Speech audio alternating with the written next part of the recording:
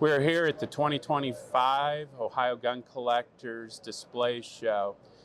This display relates to the modification of the M1 Garand for target and competitive shooting by Don McCoy. I'm going to turn it over to Jim Swartz to tell us all about it. Okay, thank you. Don McCoy was born in 1920. He was a Pearl Harbor survivor, and after the war, he stayed in the Navy, worked on the pistol team. His talents on the pistol team as a shooter and a machinist were well known, and they needed help with the rifles. So McCoy moved to the rifle team, and he was tasked with setting up the Navy's first match conditioning unit at Camp Elliott in California. And then we have some shots of the inside of the facility and people working there. Jim, about what year did he set up that shop? 1958. And McCoy was building his own version of match condition guns starting around 1959. We have one here. And what makes him a match condition gun in the 1959 era?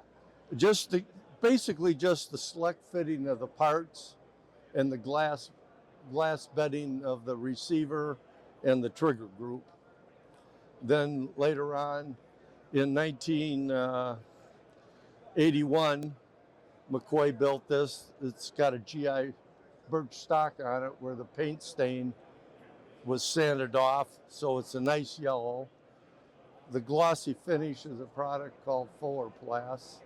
He used that on all his guns. Very durable. How long did he stay with the Navy? 22 years. He retired.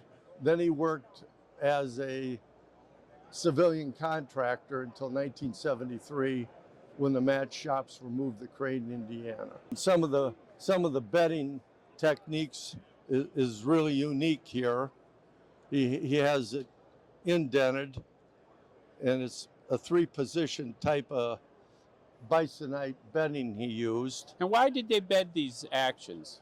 To make them more secure in the gun so they don't move in the stock, and makes the whole thing last longer for accuracy, improves accuracy.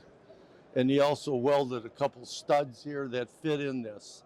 Now this pattern shows up later in a Bishop stocked McCoy triple lugged gun.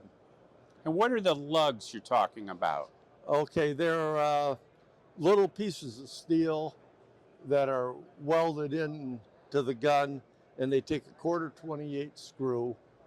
On a triple lug gun, he used 3 different torque settings. So it made more attachment points between the action and the stock? That is correct. And then this is one of the last ones, but it was also a single lug gun, and McCoy has been credited with inventing the single lugs, and it was quickly adopted by a lot of people and used on the M14s initially before the double lugs come out. And that's just a single lug in the rear of the receiver here that a 1/4 / 28 screw is in, and the torque on that was 35 inch-pounds. You've got some depictions of triggers here. Did McCoy work the triggers on these guns? Yes, the M1 has a 2-stage trigger. So he would put some weld on the front, and that would take up the initial slack.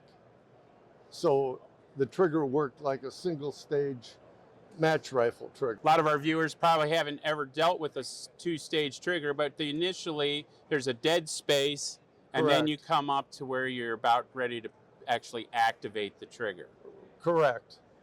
And that's the take-up. On some of the specialty other triggers for other shooting, they would put a spot of weld in the back, and that would be an over-travel stop. So that the trigger didn't over travel and you were very steady. Yeah, and you could get back on it quicker. Okay. And the targets are to demonstrate what type of accuracy you can get out of a McCoy M1. And this one was This rifle goes with this target. It was shot out of a sling, and that's a 10-shot group, 8 X's and 2 10s.